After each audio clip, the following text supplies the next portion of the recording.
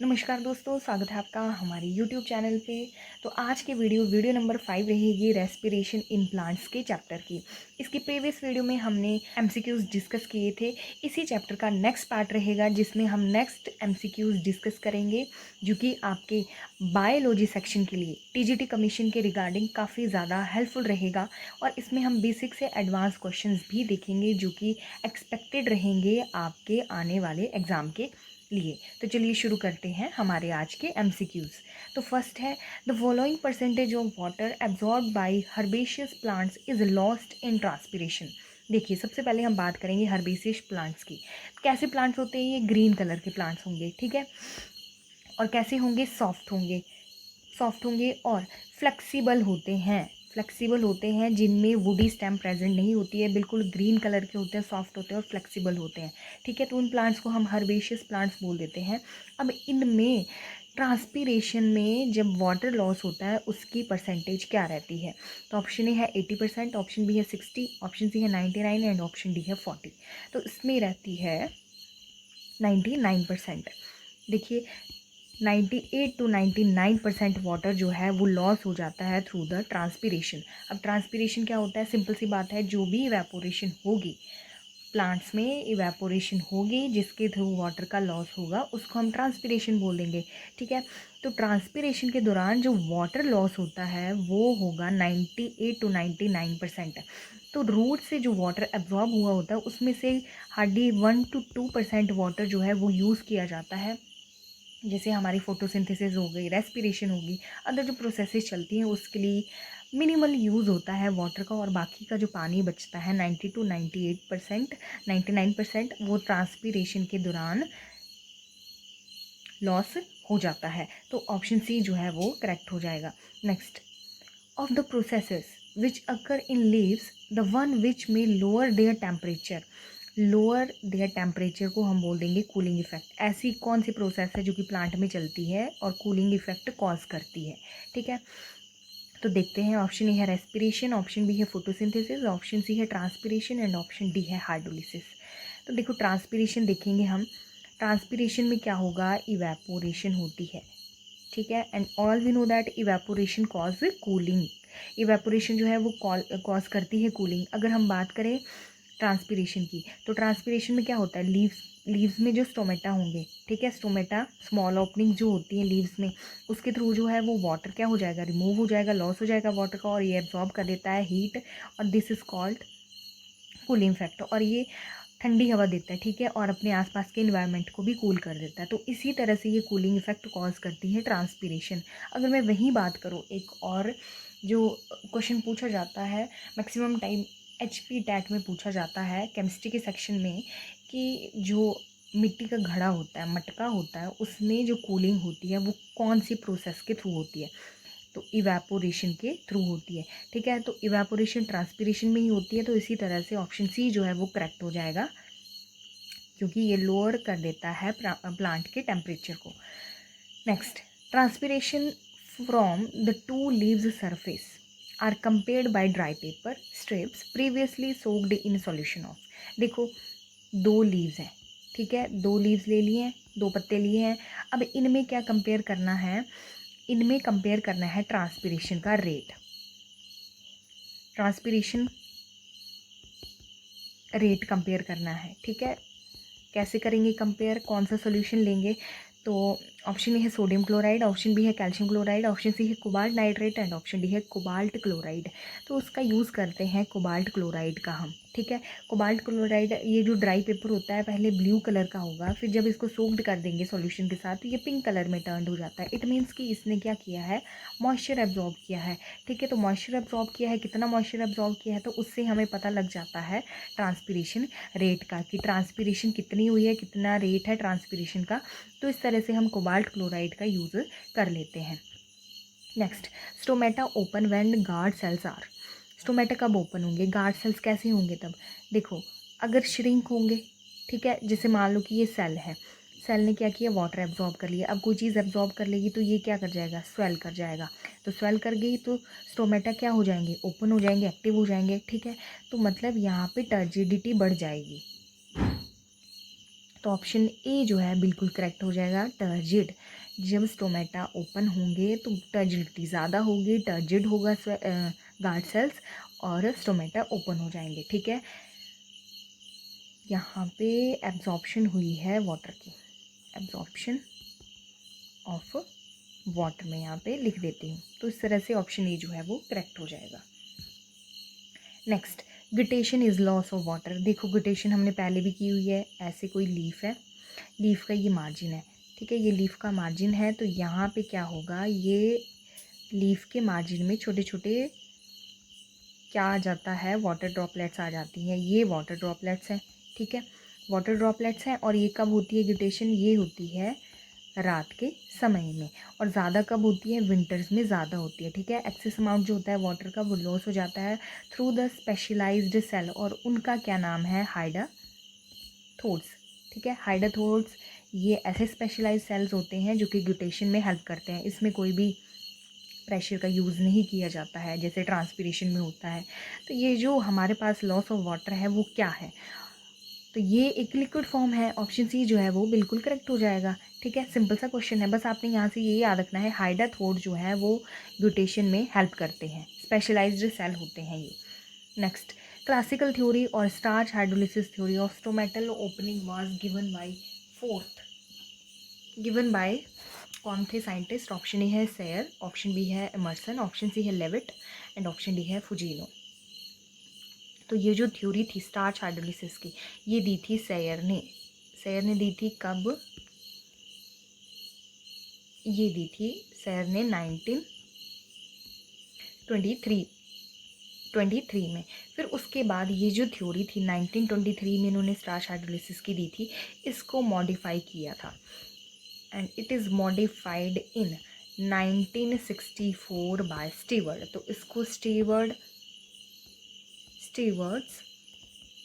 Starch hydrolysis theory भी बोल देते हैं। ठीक है, तो ये स्टीवर्ड ने आए थे साइंटिस्ट, उन्होंने इसको मॉडिफाई किया था 1964 में। तो ऑप्शन ए जो है वो इस क्वेश्चन का करेक्ट हो जाएगा।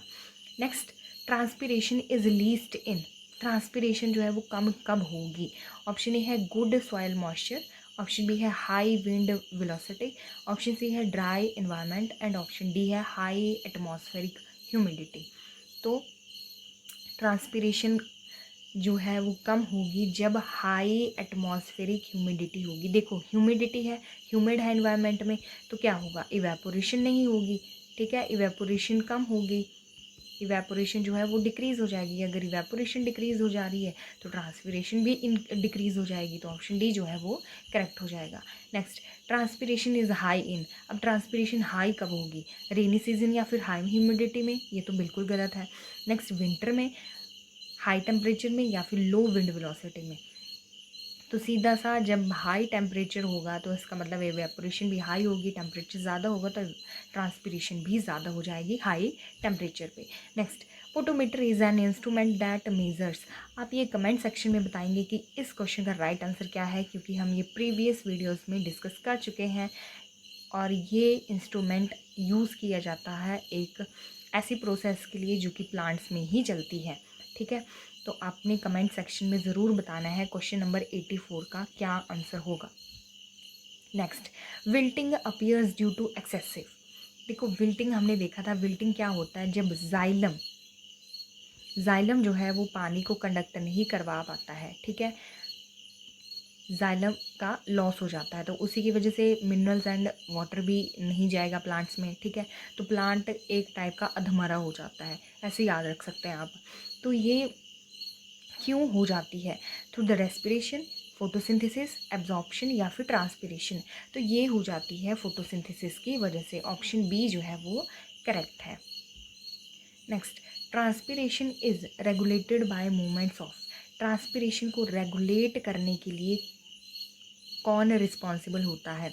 ऑप्शन ए है गार्ड सेल्स, ऑप्शन बी है सब्सिडारी सेल्स, ऑप्शन सी है epidermal cell and option D है मीजोफिल सेल। तो इनको रेगुलेट करता है गार्ड सेल्स। ठीक है, गार्ड सेल जो कि कहाँ प्रेजेंट होते हैं, स्टोमेटा में प्रेजेंट होते हैं। एंड डाइकोट में कौन से प्रेजेंट होते हैं एंड मोनोकॉट में कौन से प्रेजेंट होते हैं। देखो मोनोकॉट में आ गए डम बेल, शेप के, एंड डाइकोट में होते हैं प्रेजेंट बीन शेप्ड के, बेसिकली बीन शेप्ड के ही प्रेजेंट होते हैं, बट मोनोकॉट्स की अगर हम बात करें तो मोनोकॉट में डम्बल शेप के सेल प्रेजेंट होते हैं स्टोमेटा में, क्योंकि ये जो मोनोकॉट्स होते हैं इनका जो लीफ का स्ट्रक्चर होता है वो डिफरेंट होता है, ठीक है, मतलब एक टाइप का यूनिक होता है, इनमें पैरेलल वेनेशन होती है, ठीक है, और ज़्यादा रिजिडिटी होती है rather than the dicot leaves, तो इसीलिए इनके जो गार्ड सेल्स होते हैं वो डम्बल शेप्ड के होते हैं। चलिए नेक्स्ट है stomata open when guard sales show.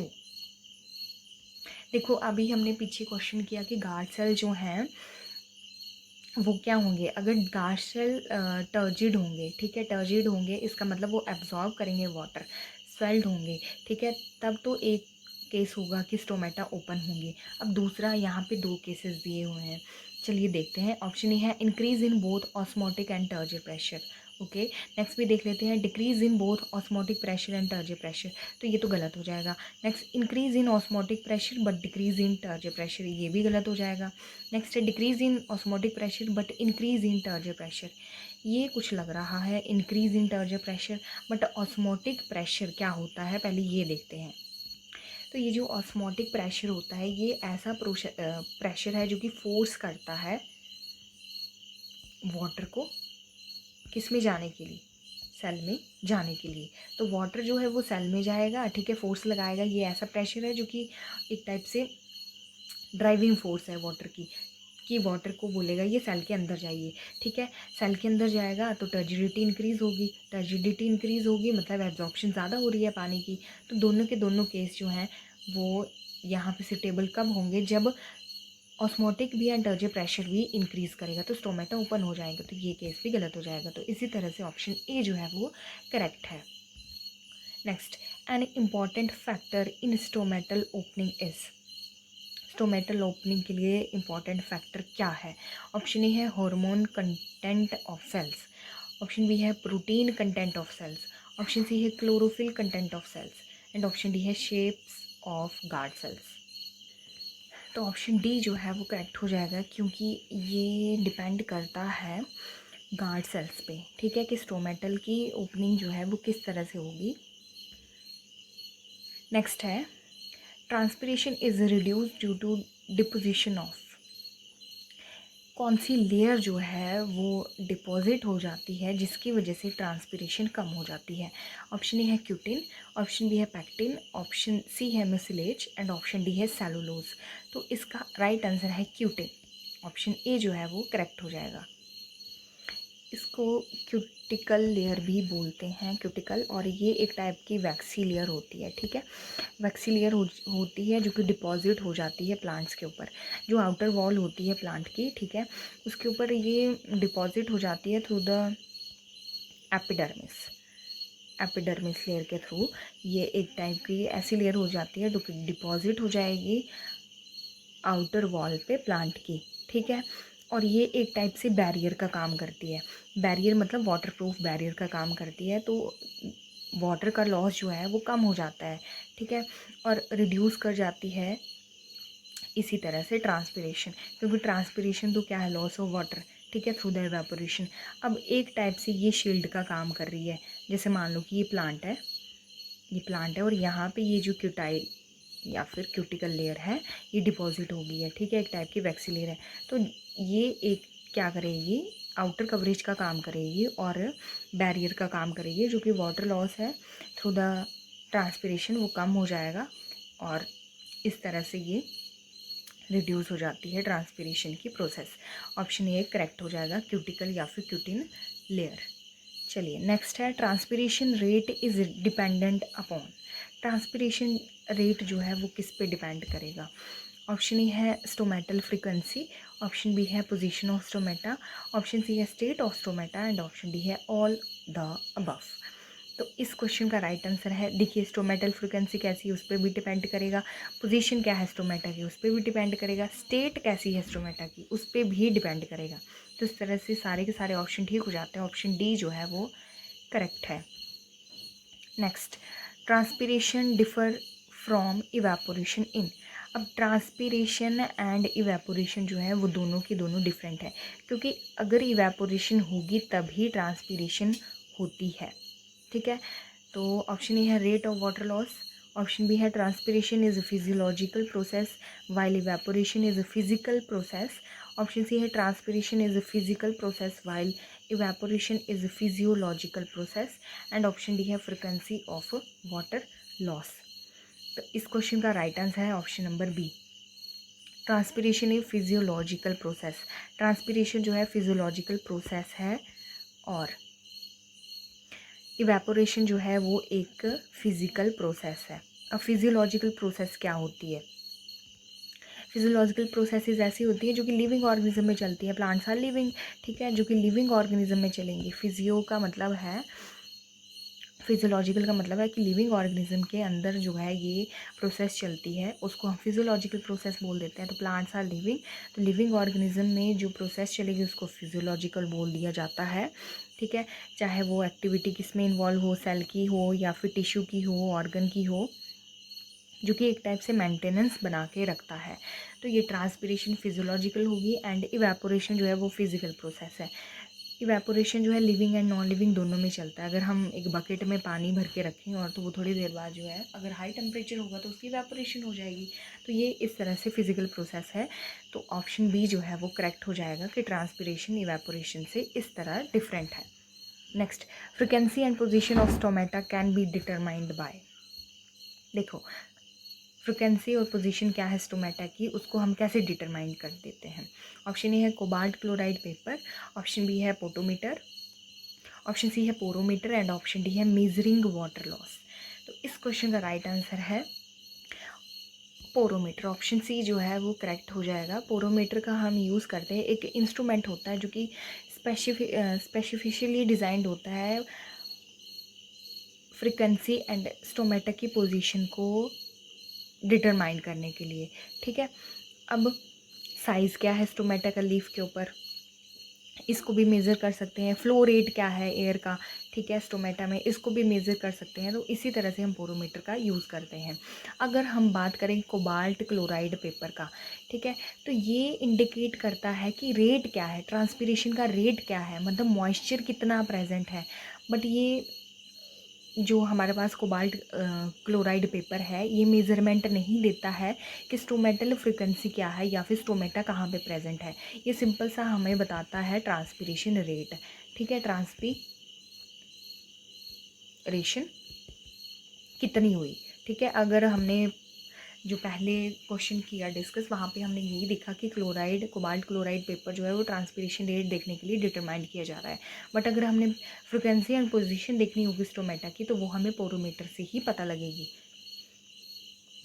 Next, transpiration increases in, transpiration कब कहाँ ज़्यादा होगी। ऑप्शन ए है hot damp and windy conditions, option B है cool damp and windy conditions, option C है cool dry and still conditions. Still नहीं, यहाँ पे चिल होगा। ओहो। नेक्स्ट है hot dry and windy conditions. तो ट्रांसपीरेशन जो है सबसे पहले हम बात करेंगे, एक तो टेम्परेचर ज़्यादा होना चाहिए, ठीक है, टेम्परेचर ज़्यादा होगा और अगर ड्राइनेस ज़्यादा होगी, मॉइस्चर नहीं होगा, ह्यूमिडिटी नहीं होगी, ठीक है, ड्राई कंडीशन होगी और विंडी कंडीशन होगी, इवेपोरेशन ज़्यादा होगी, तो ऑप्शन डी जो है वो बिल्कुल करेक्ट हो जाएगा। ऑप्शन डी जो है वो करेक्ट हो जाएगा। डैम्प एरिया में ह्यूमिडिटी ज़्यादा होती है, इसीलिए ये ऑप्शन जो है वो गलत है। Next, common type of transpiration is, option A है स्टोमेटल, ऑप्शन बी है क्यूटिकुलर, ऑप्शन सी है लेंटिकुलर एंड ऑप्शन डी है फोलियर। तो जो स्टोमेटल ही होती है ट्रांसपीरेशन, ठीक है, क्यूटिकुलर क्यों नहीं होगी, क्योंकि एक टाइप की लेयर है, क्यूटिकल लेयर जब प्रेजेंट होती है तो ट्रांसपीरेशन कम हो जाती है। लेंटिकुलर्स भी क्या हुआ, लेंटिकुलर्स भी सेम है, जो कि लेंस टाइप के हमारे पास लेंटिकल्स प्रेजेंट होते हैं। बार्क जो वुडी स्टेम होती है, ठीक है, जब सेकेंडरी ग्रोथ हो जाती है प्लांट की तो उसकी जो स्टेम होती है वो वुडी हो जाती है, तो वहाँ पे लेंटिकल्स प्रेजेंट होते हैं, तो उनको हम लेंटिकुलर बोल देते हैं। तो यहाँ पे भी ट्रांसपीरेशन नहीं होगी। एंड ये जो फोलियर है ये एक टर्म है जो कि रिलेट करती है, रिलेटेड टू लीव्स, ठीक है। जब भी हमने कोई चीज़ डिस्क्राइब करनी हो, ठीक है, कोई कंटेक्स्ट देना हो प्लांट को, तो हम फोलियर बोल देते हैं। तो एक टाइप से ये एक वर्ड है जो कि लीफ से रिलेट करता है, तो इसका सीधा सा आंसर हो जाएगा स्टोमेटल। नेक्स्ट है rate of transpiration is reduced with. कब रिड्यूस कर जाएगा? ऑप्शन ए है राइज इन टेम्परेचर, नहीं तब तो ज़्यादा होगी ट्रांसपिरेशन। ऑप्शन बी है डिक्रीज इन लाइट इंटेंसिटी, चलिए देखते हैं। इंक्रीज इन विंड वेलोसिटी, ये भी ठीक है। इंक्रीज इन वाटर अपटेक, तो जब डिक्रीज हो जाएगी लाइट इंटेंसिटी का क्या मतलब है कि टेम्परेचर नहीं मिल रहा है, ठीक है, लाइट नहीं मिल रही है, तो इवेपोरेशन भी नहीं होगी, तो इसी तरह से रेट जो है ट्रांसपिरेशन का वो कम हो जाएगा। तो सीधा सा आंसर हो जाएगा डिक्रीज इन लाइट इंटेंसिटी। तो ये थे हमारे आज के एमसीक्यूज़। अगर आपको इन एमसीक्यूज़ का पीडीएफ चाहिए तो आप हमारे साथ जुड़ सकते हैं टेलीग्राम पे @TGT डायरेक्ट सर्च करके फटाफट से हमारे साथ जुड़ जाइए। और टेलीग्राम का लिंक आपको डिस्क्रिप्शन बॉक्स में भी दे दिया जाएगा, जहाँ पे आपको हर एक सब्जेक्ट की पीडीएफ प्रोवाइड की जाएगी। ये फ्री स्टडी मटेरियल है जो कि आपको टेलीग्राम पे मिलेगा। एंड नेक्स्ट वीडियो में हम इसी पार्ट को कंटिन्यू करेंगे, इसी चैप्टर को कंटिन्यू करेंगे, जो कि नेक्स्ट पार्ट रहेगा इसी चैप्टर का। तो आई होप आपको ये वीडियो हेल्पफुल लगी हो, तो प्लीज़ वीडियो को लाइक करें, शेयर करें एंड हमारे चैनल को सब्सक्राइब करें। और अगर आप चैनल पे नए हैं तो बेल आइकन को दबाना ना भूलें, ताकि आपको सारी की सारी नोटिफिकेशंस मिलती रहें।